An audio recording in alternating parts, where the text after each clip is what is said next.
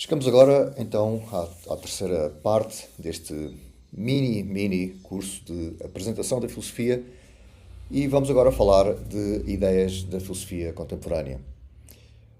Nos séculos XIX e XX nós encontramos inúmeras abordagens da filosofia, algumas bem diferentes entre si. Eu vou destacar apenas dois desenvolvimentos da filosofia do século XX que me parecem mais significativos. O primeiro desses desenvolvimentos tem uma ligação profunda à história mais antiga da filosofia. Todos nós temos aparentemente uma noção vaga da distinção entre o necessário e o contingente. Certas coisas parecem necessárias, outras parecem contingentes. Parece necessário, por exemplo, que os triângulos tenham três lados, mas parece contingente que essa de Queiroz tenha vivido em Paris. Parece necessário que os triângulos tenham três lados porque não parece possível que os triângulos não tivessem três lados. Em contraste, parece contingente que essa não tivesse vivido em Paris porque parece possível que essa não tivesse vivido em Paris. A noção de necessidade surge em alguns textos que nos chegaram dos primeiros filósofos da Antiguidade, mas foi só com Aristóteles que recebeu um tratamento explícito. Porém, Aristóteles explicitou as noções de contingência e de necessidade e integrou-as em certos aspectos da sua filosofia. Por exemplo, do seu ponto de vista, Sócrates é necessariamente mortal porque é um ser humano e os seres humanos são todos mortais. Em contraste, Sócrates está contingentemente sentado porque há alguns instantes estava de pé e depois voltará a estar de pé.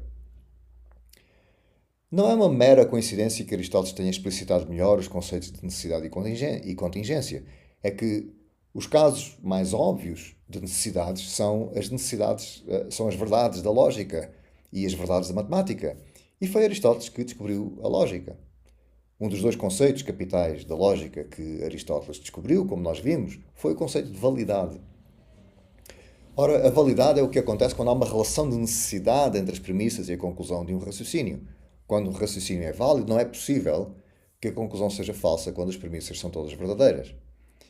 Não admira por isso que Aristóteles se tenha dado conta, com especial acuidade, da relevância e da centralidade dos conceitos de necessidade, contingência e possibilidade. A maneira como os filósofos usaram estes conceitos ao longo dos séculos, na pegada de Aristóteles, não foi a mais feliz. Em grande parte, os conceitos eram pressupostos e usados sem grandes esclarecimentos cuidadosos.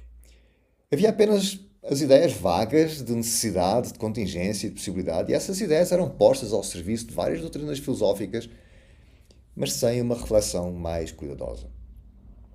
Por exemplo, no pensamento religioso, desde cedo que se começou a insistir que sem Deus não se conseguiria explicar adequadamente a existência do próprio universo. E porquê? Porque quando explicamos a existência de uma árvore com base noutra árvore que foi a sua origem biológica, esta explicação parece enviar-nos para uma regressão infinita que não parece esclarecedora. Uma coisa existe porque tem origem noutra, e esta numa terceira, e assim sucessivamente, mas como explicar a existência da própria totalidade das coisas? Devido a esta perplexidade, e porque não tinha qualquer razão para pensar que o universo tinha sido criado, Aristóteles defendeu que o universo era eterno e que sempre tinha sido aproximadamente como era no seu tempo, com rios, planetas e estrelas. Mas os pensamentos religiosos, os pensadores religiosos, desculpem, estavam obrigados a considerar que o relato bíblico da criação era uma descrição literal da origem do universo. E por isso defendiam a criação a partir do nada. A expressão latina que eles usavam era criação ex nihilo. Deste ponto de vista, Deus criou o universo sem que existisse, fosse o que fosse, antes da criação, exceto, claro, o próprio Deus. Mas a ideia era que não havia qualquer matéria nem energia, não havia espaço, não havia tempo. Deus criou tudo isso do nada ao criar o universo.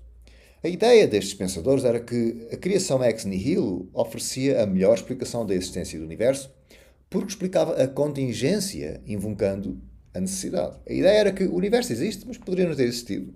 A existência do universo é contingente, tal como é contingente a existência de qualquer uma das coisas que constituem o universo. Essa de Queiroz só existiu porque os seus pais o conceberam, mas caso os seus pais nunca se tivessem conhecido, essa não teria existido. E o mesmo acontece com todas as coisas do universo. Isto parece querer dizer que o próprio universo poderia não ter existido. Mas então, como explicar que afinal exista? A resposta religiosa é que o universo existe porque Deus o criou. E isto seria uma explicação adequada, pensavam os teólogos, porque Deus, ao contrário do universo, não é contingente. Deus é necessário. Deus é diferente do próprio universo, porque o universo é contingente, mas Deus é necessário.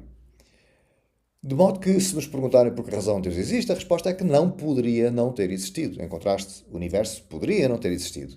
E é por isso que a existência do universo carece de explicação. E só fazendo apelo a Deus, que é necessário, se consegue fornecer essa explicação.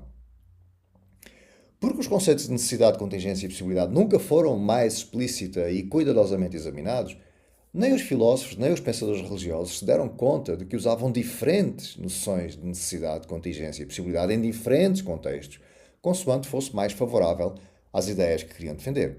Por exemplo, se perguntarmos por que razão é necessário que os triângulos tenham três lados, a resposta é que isso é uma necessidade conceptual, ou seja, diz respeito à maneira como nós próprios concebemos os triângulos. Faz parte da nossa definição de triângulo que os triângulos tenham três lados. E por isso esta é uma necessidade lógica, ou seja, é uma necessidade que diz respeito à nossa linguagem. Diz respeito a nós próprios e não a uma coisa qualquer para lá de nós. Tem a ver diretamente com palavras e não com as coisas que as palavras referem. Mas neste mesmo sentido, não é verdadeiro que Deus seja um existente necessário. Não é uma contradição lógica imaginar que Deus não existe. No mesmíssimo sentido em que é claramente uma contradição lógica imaginar triângulos que não têm três lados. É claro que no século XIII houve uma tentativa de provar que era incoerente imaginar que Deus não existe, mas muito antes disso, já os pensadores religiosos pressupunham, sem qualquer boa razão, que Deus era necessário e não contingente. E em qualquer caso, essa tentativa de provar que era incoerente imaginar a inexistência de Deus não foi bem sucedida, e o seu próprio autor foi Anselmo, um filósofo que morreu no início do século XII. Anselmo, para responder às objeções muito sérias que recebeu quando formulou a sua tentativa de mostrar que era incoerente pensar que Deus não existe, a resposta, em último caso, que ele deu a essas objeções foi voltar à ideia anterior de que Deus é necessário porque é eterno e acabou, portanto, por recuar para a posição que era a posição anterior e não para uma demonstração de que realmente era incoerente imaginar que Deus não existe. Agora, se considerarmos que Deus é necessário simplesmente por ser eterno, como fazia Anselmo e como na verdade faziam praticamente todos os filósofos religiosos até então, e depois disso também, nós não temos qualquer razão para rejeitar que o universo, o próprio universo, talvez seja necessário, se também for eterno, como pensava Aristóteles e como pensavam quase todos os filósofos, à exceção dos filósofos religiosos que, devido ao seu compromisso religioso, estavam obrigados a acreditar que o universo tinha sido criado por Deus. Mas se nós pensarmos que o próprio universo é necessário porque é eterno, então nós não precisamos da problemática perspectiva bíblica da criação ex nihilo para explicar adequadamente a existência do universo. É simplesmente mais económico tentar explicar a existência do universo dizendo que não poderia não ter existido do que invocar primeiro Deus para depois dizer de Deus aquilo que se consegue dizer diretamente do próprio universo, que não poderia não ter existido por ser necessário. Ora bem, os pensadores religiosos tendiam a pensar que Deus era necessário simplesmente porque pensavam que era eterno. Isto está em harmonia com a perspectiva do próprio Aristóteles, em certo ponto. Porque Aristóteles não distingue muito bem a necessidade no sentido temporal do termo, da necessidade num sentido que seja alheio à temporalidade. Quem se deu conta desta diferença, desta subtileza importante, foi João Duns Scoto, um teólogo que morreu no início do século XIV.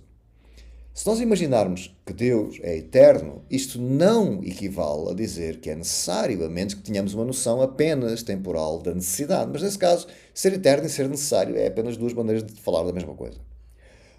Contudo, há outra noção de necessidade, que não se confunde com a eternidade. Nessa outra noção, um suposto ser eterno como Deus é mesmo assim contingente, desde que pudesse não ter existido, ainda que se admita que, caso exista, seja eterno.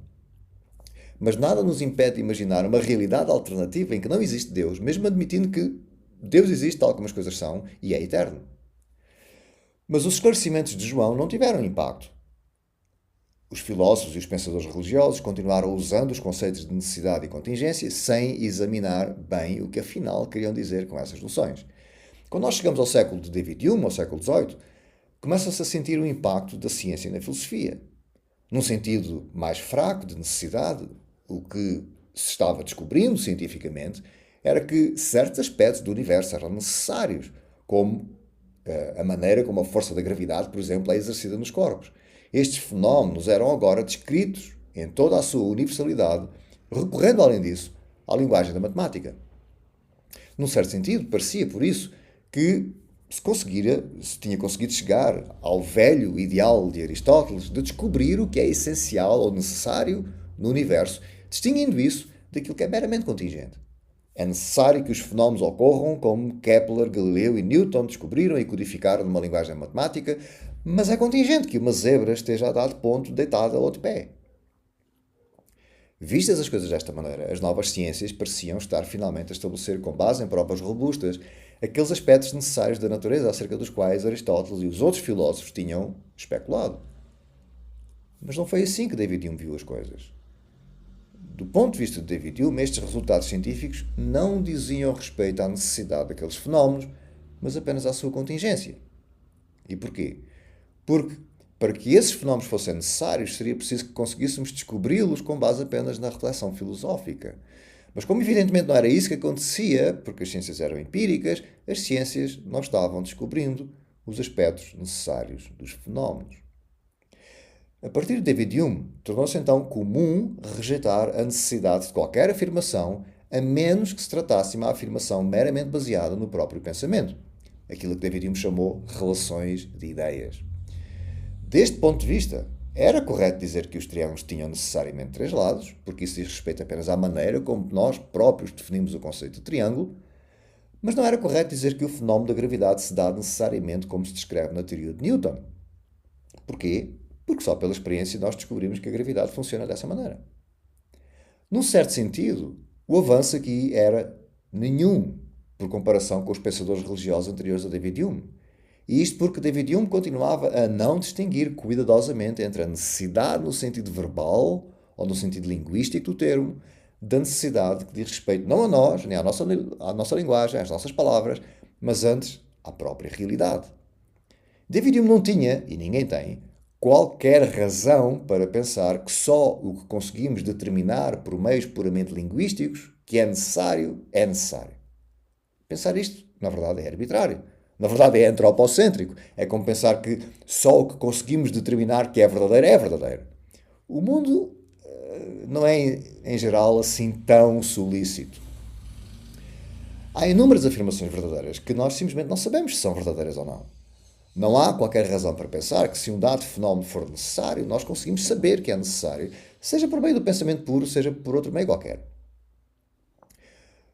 O que está aqui em questão é uma distinção que só no século XX foi cuidadosamente formulada e devemos esse esclarecimento a Saul Kripke, um filósofo que morreu em 2022.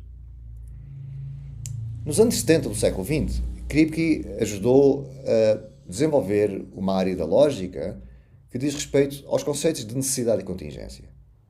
Mas além desse trabalho matemático, o contributo mais esclarecedor de Kripke foi a distinção cuidadosa que fazia entre a necessidade, entendida como um aspecto da realidade, e outros sentidos de necessidade que não dizem respeito afinal à realidade para lá de nós, mas apenas a nós próprios.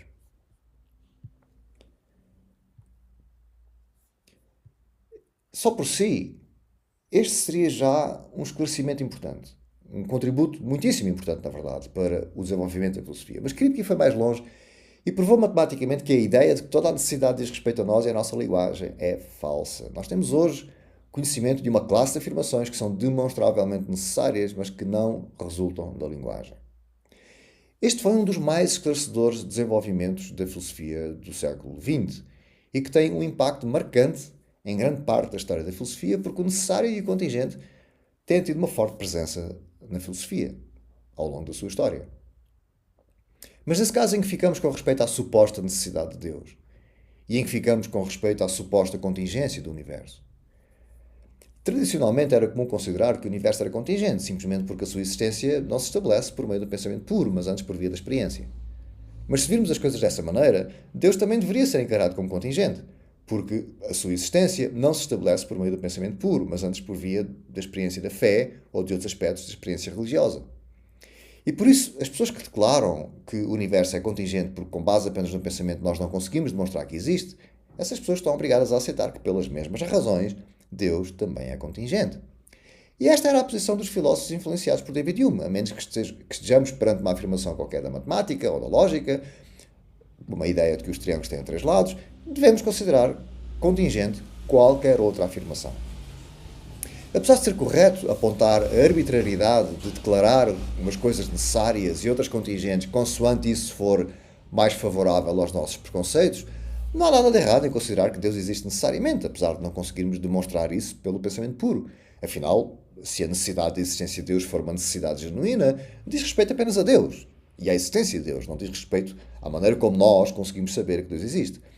Só que a mesma linha de raciocínio, exatamente, sem tirar nem pôr, aplica-se ao próprio universo. Se acaso o universo for necessário, isso é uma coisa que diz respeito ao universo e à existência do universo e não à maneira como nós conseguimos saber que o universo existe.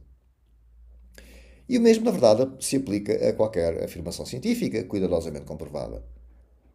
Por exemplo, tanto quanto sabemos, cientificamente, nada viaja mais depressa do que a luz. Será isto necessário ou será contingente? O erro aqui é pensar como David Hume e afirmar que é contingente simplesmente porque, só pela experiência, sabemos que nada viaja mais depressa do que a luz. A maneira como sabemos que nada viaja mais depressa do que a luz diz respeito a nós e não apenas à luz. Nada impede que esse seja um aspecto necessário do mundo, apesar de só conseguirmos saber disso pela experiência. Reparem que não se trata de dizer que nós temos uma prova robusta de que é necessário que nada viaje mais depressa do que a luz. Trata-se apenas de esclarecer que não se conclui corretamente que isso é contingente só porque somos incapazes de estabelecer essa afirmação pelo pensamento puro. Talvez seja contingente, talvez não seja. Mas essa não é uma boa razão para pensar que é contingente. O segundo desenvolvimento da filosofia do século XX, que foi de veras esclarecedor, ficou a dever-se ao trabalho de Peter Singer, um filósofo que nasceu em 1946. Ao longo dos séculos XIX e XX, não era comum em filosofia abordar questões práticas de ética, ou seja, questões sobre o que é realmente moral ou imoral fazer em situações particulares da vida humana. O mais comum era os filósofos elaborarem doutrinas bastante complexas, discutindo vários pormenores, mas sempre a um nível de abstração muitíssimo elevado. Peter Singer foi um dos filósofos que mais contribuiu para mudar este lamentável estado de coisas, introduzindo importantes esclarecimentos filosóficos na abordagem de questões práticas como a eutanásia, o aborto, a pobreza extrema e os direitos dos animais. Não se trata de dizer que as outras áreas da filosofia moral não são importantes, trata-se apenas de dizer que essas áreas mais abstratas não esgotam todo o domínio da ética e, sobretudo, não abordam as questões que mais urge esclarecer, porque dizem respeito diretamente à maneira como vivemos, às nossas opções morais, ao que fazemos com os nossos recursos. Será talvez um exagero afirmar que a revolução introduzida por Peter Singer e outros filósofos que se ocuparam de questões morais práticas é a mais significativa de toda a história da filosofia e a de mais amplo alcance. Mas não é um exagero assim tão grande. Não se trata de dizer que os filósofos do passado não abordaram questões de filosofia moral prática. Isso certamente aconteceu, e por vezes com resultados dramáticos. Por exemplo, tanto quanto sabemos, Sócrates foi condenado à morte porque defendeu ideias que colidiam com os preconceitos do seu tempo. E uma dessas ideias era a igualdade das mulheres. Esta ideia reapareceu no período romano da filosofia, com Caio Musónio Rufo, um filósofo que morreu por volta de 100 depois de Cristo. E depois disso, claro, passaram séculos até que os primeiros movimentos de libertação das mulheres surgiram já no século XVIII e essas ideias voltaram a ter impacto. Apesar de vários homens terem apoiado a causa das mulheres desde o século XVIII, continua a ser uma mancha na história da filosofia o facto de não terem sido muitos os filósofos mais prestigiados que compreenderam a justiça da causa das mulheres.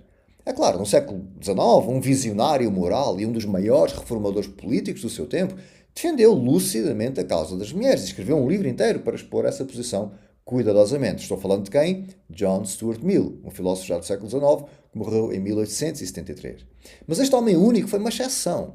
Genericamente falando, a filosofia não teve uma história que fizesse justiça à figura de Sócrates, que examinava cuidadosamente as práticas e as ideias do seu tempo, sem preconceitos, para ver onde estaria a verdade.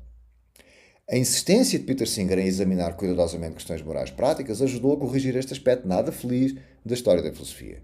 Pela primeira vez desde Sócrates, alguns filósofos estão hoje na vanguarda da defesa de ideias morais que se a humanidade não se extinguir ou se não regredir significativamente, acabarão por ser postas em prática. E depois, as pessoas do futuro vão perguntar-se como era possível que no século XXI as pessoas encarassem as coisas de outra maneira. Com respeito ao aborto, com respeito à eutanásia, com respeito aos direitos dos animais, com respeito à pobreza absoluta, entre outros temas, o contributo e os esclarecimentos de Peter Singer e dos outros filósofos que abordam estes temas têm sido de extrema importância. Porque eu não tenho tempo para examinar mais em pormenor as ideias de Peter Singer acerca de temas de ética prática que ele abordou, eu vou explicar apenas aquilo que me parece mais esclarecedor, ou seja, quais são os fatores relevantes a ter em conta no exame de qualquer questão moral prática. E o primeiro fator é dar uma atenção cuidadosa aos factos. E este é um fator que está muito presente, claramente e explicitamente presente no trabalho de Peter Singer. Qualquer tema de ética prática, de ética aplicada, diz respeito a pessoas ou animais reais que vivem vidas reais em condições reais. Para abordar corretamente qualquer tema moral é preciso ter dados fidedignos sobre o que realmente acontece a essas pessoas e a esses animais. Ter apenas uma ideia vaga do que acontece não é suficiente. Nós temos hoje em dia, por exemplo, uma área científica que estuda o bem-estar dos animais e temos inúmeras informações relevantes acerca do sofrimento dos animais criados para a alimentação.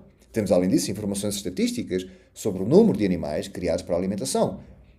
Em 2022, por exemplo, foram abatidos mais de 221 milhões de galinhas, só em Portugal. 221 milhões de galinhas. Ora, as condições de vida dessas galinhas são terríveis e, bom, mesmo que tivessem uma vida boa, sendo depois abatidas para consumo, seria preciso explicar por que razão isso não seria imoral.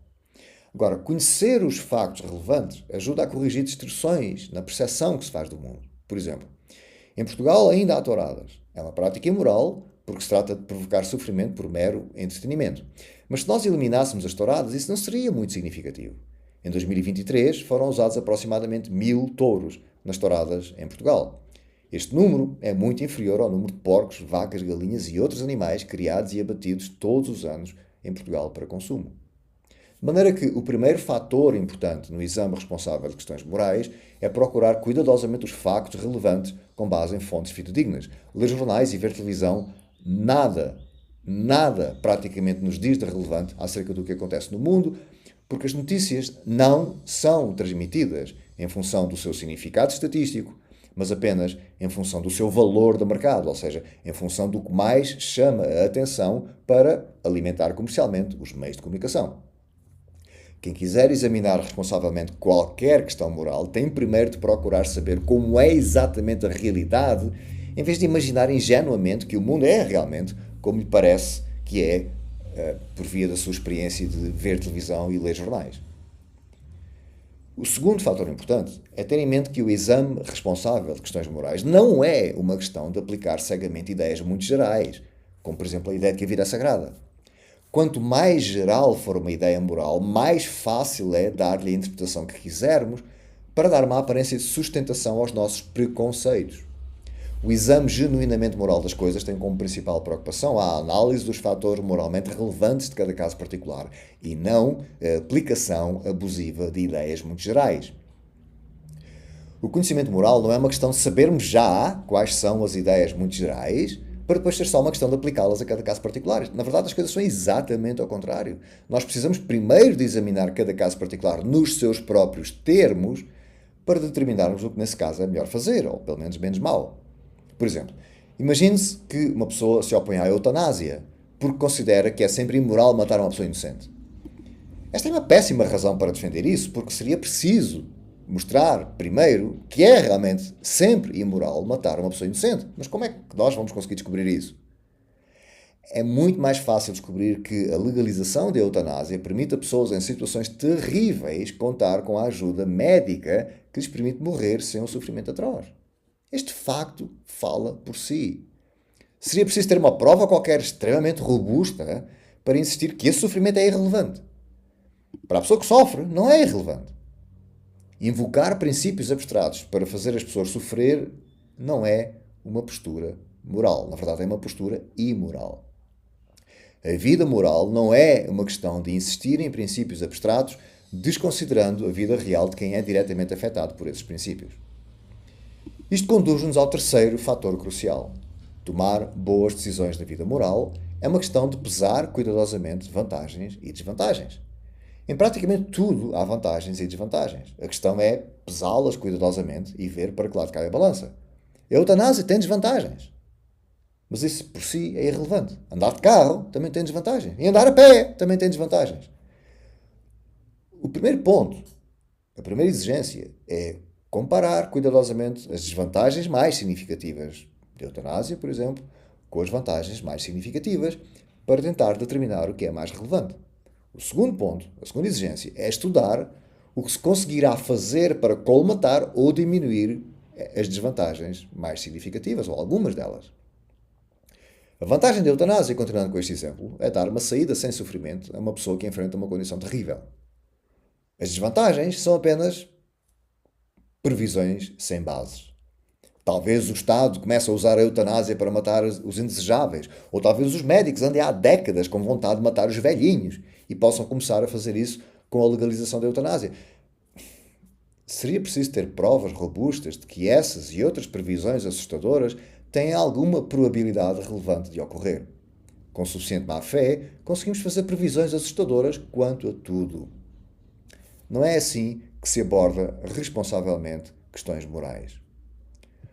Um quarto fator importante é a imparcialidade e objetividade da nossa análise das questões morais. Instrumentalizar questões morais para fazer guerra política, ideológica ou religiosa é em si mesmo imoral. A única razão apropriada para examinar questões morais é tentar chegar a uma posição lúcida para melhor servir, para melhorar a própria condição das pessoas que mais sofrem e não para marcar pontos na guerra política. O objetivo do exame de questões morais é conseguir ter uma posição que seja lúcida e que permita melhorar as coisas ou pelo menos torná-las menos más. A eutanásia, o aborto, os direitos dos animais, a pobreza extrema não são meras abstrações. Dizem respeito a vidas reais de sofrimento. As posições de Peter Singer são talvez exóticas porque estamos habituados a viver no seio de tanta imoralidade que quando alguém se esforça por ser mais integralmente moral, isso parece esquisito. Veja-se o caso do altruísmo. O altruísmo é um conceito nuclear da vida moral autêntica, mas o altruísmo moral é, estatisticamente, extraordinariamente raro. Na verdade, é quase ininteligível para o comum dos mortais. O altruísmo que é fácil de compreender é o altruísmo emocional, mas isto não é o altruísmo moral. O altruísmo emocional é melhor que nada, mas não é altruísmo moral, porque o objeto principal da preocupação da pessoa, no caso do altruísmo emocional, não é o destinatário da ação, é ela própria. No altruísmo emocional, a pessoa ajuda a outra porque isso faz a própria pessoa sentir-se bem consigo mesma. A ação centra-se na própria pessoa e não no destinatário da ação. Para o altruísta emocional, as ações morais não se distinguem, por exemplo, de um bom vinho. É uma coisa que a pessoa faz porque gosta de fazer e sente-se bem com isso. E por isso a pessoa, no caso do altruísmo emocional, ela tem um custo, mas esse custo é compensado com um ganho, e o ganho é o seu sentimento positivo. A vida moral autêntica não é isto. A vida moral autêntica é ter um custo, que é mesmo um custo, e que não é compensado, seja pelo que for. E a razão de ser da ação genuinamente moral não é a própria pessoa, é o destinatário da ação. É isso que é o altruísmo moral. Não se trata de dizer que o altruísta moral não se sente bem quando atua moralmente. Trata-se de dizer que não é por essa razão que atua daquela maneira. A razão é ajudar quem precisa de ajuda. No altruísmo emocional, a pessoa escolhe uma causa qualquer que a faça sentir-se bem e que seja prestigiante, porque esse é o seu objetivo.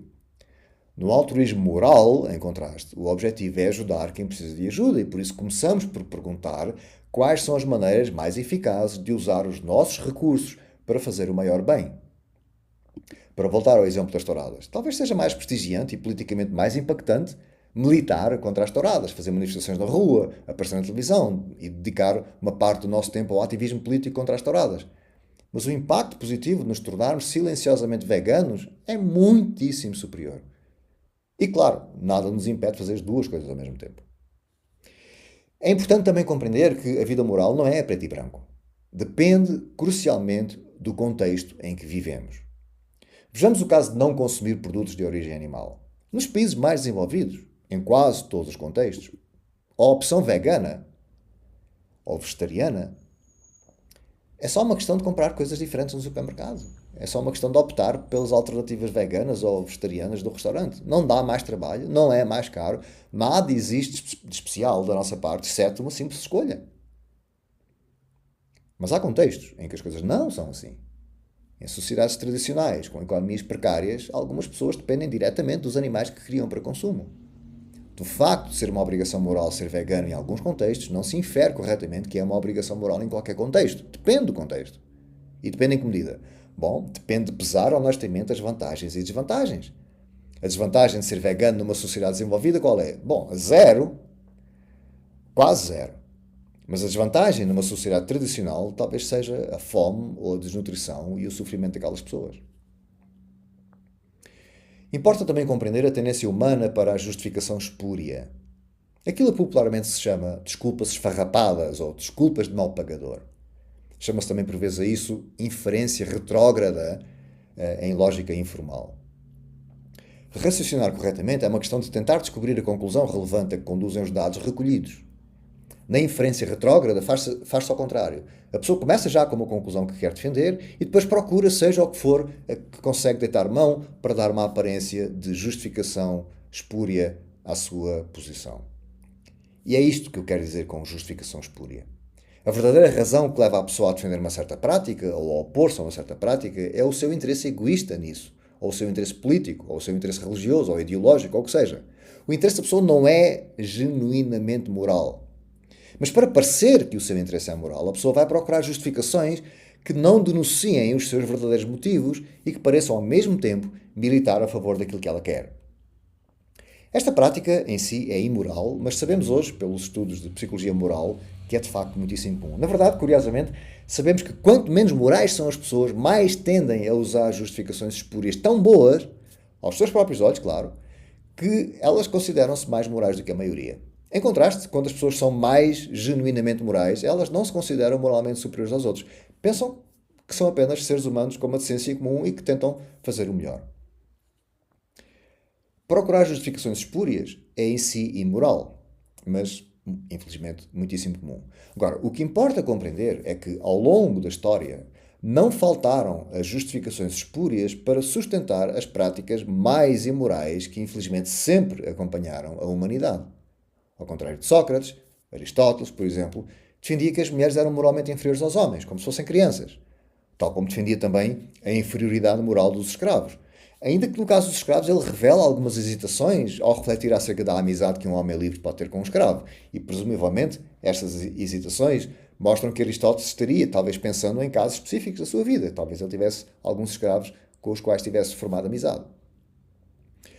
Outra maneira errada de pensar, e também bastante comum na vida moral, é o falso dilema. Objeta-se por vezes às ideias de Peter Singer dizendo que nunca conseguiremos eliminar todo o sofrimento de todos os animais, ou que nunca conseguiremos eliminar toda a pobreza extrema. Bom, esta segunda previsão não tem bases científicas. A pobreza extrema tem vindo a diminuir drasticamente nas últimas décadas e a previsão do Banco Mundial é que será eliminada em 2055, caso não ocorra alguma catástrofe. Por exemplo, quando a pandemia, o número de pessoas em pobreza extrema deixou de diminuir e aumentou até um pouco. Antes da pandemia, a previsão era que a eliminação da pobreza extrema ocorreria já daqui a 5 anos, em 2030. Mas mesmo que nunca se conseguisse eliminar a pobreza extrema, tal como certamente nunca conseguiríamos eliminar o sofrimento de todos os animais, até porque os animais no seu estado selvagem sofrem, mas isso não é relevante. Também nunca ninguém consegue ter uma saúde perfeita, mas daqui não se conclui corretamente, com base nisso, que mais vale nada fazer quanto à nossa saúde. Nós não conseguimos a saúde perfeita, mas procuramos manter a melhor saúde que conseguirmos. A vida moral não é uma questão de absolutos fantasiosos e infantis. É uma questão de tentar promover o melhor que se conseguir e de diminuir o pior. Há pontos em que o pensamento de Peter Singer deixa a desejar, mas eu vou destacar apenas o ponto que me parece mais importante. Apesar de Peter Singer reconhecer a importância da legislação, do meu ponto de vista não lhe dá suficiente destaque, porque a ênfase constante de Peter Singer é a atuação individual e a responsabilidade de cada pessoa. Idealmente, claro, não seria preciso legislar para as pessoas atuarem moralmente e não seria preciso legislar para nos protegermos de quem atua imoralmente. Mas não vivemos nesse mundo ideal. Vivemos num mundo em que, se nós não proibirmos a escravatura ou a discriminação negativa das mulheres, é isso exatamente que as pessoas vão fazer. Nós vivemos num mundo em que, se nós não protegermos a propriedade privada, as pessoas vão apoderar-se da propriedade das outras, mesmo que isso implique matá-las. O trabalho de Peter Singer é insuficiente neste ponto porque não chama a atenção mais incisivamente para a importância da legislação. Nunca teremos um mundo maioritariamente com pessoas como Peter Singer, uma pessoa que doa uma parte importante do seu dinheiro para ajudar a combater a pobreza extrema, uma pessoa que se tornou vegana para não participar no sofrimento diário dos animais e uma pessoa que examina as questões de morais de maneira responsável, com bondade e com imparcialidade. E é porque a maior parte das pessoas não são assim que nós precisamos de legislação. Precisamos de usar a lei para impedir comportamentos imorais e para estimular comportamentos morais. Não há outra maneira de conseguir um mundo melhor. É uma pena que Peter Singer não insista mais neste ponto, mas o seu contributo continua a ser imprescindível. Porque, sem a reflexão moral de Peter Singer e de outros filósofos que trabalham nesta área, nós ficaremos sem saber quais são as leis moralmente corretas que devemos procurar instituir. Muito bem, estamos então a chegar ao fim deste mini curso de apresentação da filosofia e por isso é tempo de fazer uma brevíssima síntese. Como outras atividades humanas, nós encontramos na filosofia uma grande diversidade de abordagens, uma grande diversidade de ideias e de temas. Eu escolhi algumas das que me parecem mais esclarecedoras e mais orientadoras. Um dos papéis principais da filosofia, do meu ponto de vista, é o esclarecimento integrador. É, digamos, um trabalho de síntese. Há muitas áreas de estudos, como as ciências da natureza, as ciências formais como a matemática, a história, as ciências sociais, e além disso os seres humanos dedicam-se às mais diversas atividades, como as artes e a vida religiosa. Um papel importante da filosofia é esclarecer várias questões que surgem em todas estas áreas e que exigem a capacidade para insistirem a refletir com rigor quando não temos instrumentos técnicos de rigor que temos, por exemplo, nas ciências e na matemática. Instrumentos que nos ajudam a construir um pensamento de rigor com a ajuda desses próprios instrumentos. As questões que nós queremos examinar em filosofia, nós não temos esse tipo de instrumentos.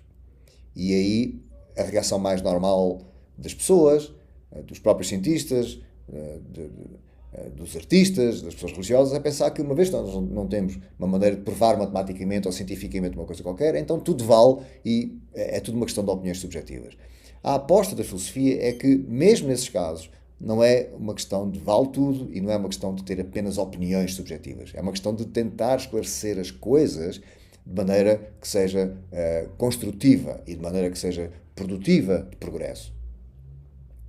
E precisamente porque eu pretendi, sobretudo, ser esclarecedor pela positiva, eu não abordei, neste mini-curso, algumas ideias filosóficas que me parecem becos sem saída e nada esclarecedoras. Uma dessas ideias foi, na verdade, dominante a partir do século XX, em mais de uma área, e deu origem ao fenómeno atual da pós-verdade. É a ideia do construtivismo social, a ideia do relativismo ou do idealismo, como se fala em filosofia, mas não no sentido popular da palavra idealismo, é a ideia do antirrealismo. Trata-se, na verdade, de um pacote de ideias muitíssimo influentes que têm como denominador comum a ideia antropocêntrica de que o mundo é uma construção nossa, somos nós que projetamos as nossas ideias e o mundo não tem uma existência independente de nós. É um pacote de ideias que foram muito influentes, não apenas na filosofia, mas em muitas outras áreas, como a antropologia e depois também a cultura popular. E o tom principal destas ideias é a reafirmação do antropocentrismo. É como que uma espécie de uma vingança tardia contra Copérnico. A ideia é que a verdade e a realidade são apenas construções humanas. Este é, digamos, aquilo que é comum neste pacote enorme de ideias, que foi extremamente influente ao longo do século XX e que continua a ter ainda alguma influência, tanto na cultura académica como na cultura popular. O impacto destas ideias foi imenso e é inversamente proporcional à coerência destas ideias. Filosoficamente, são ideias tão mal pensadas que são incoerentes, de modo que o único esclarecimento que se obtém delas é pela negativa. E é por isso que neste curso eu não abordei essas ideias, porque eu tentei explorar ideias que fossem esclarecedoras, sobretudo pela positiva. Por isso eu escolhi algumas ideias da filosofia da antiguidade, da filosofia medieval, da filosofia moderna, da filosofia contemporânea, que me parecem que são esclarecedoras, que nos permitem ter uma compreensão mais lúcida da realidade e das várias áreas da realidade e dos vários tipos de estudos que nós temos.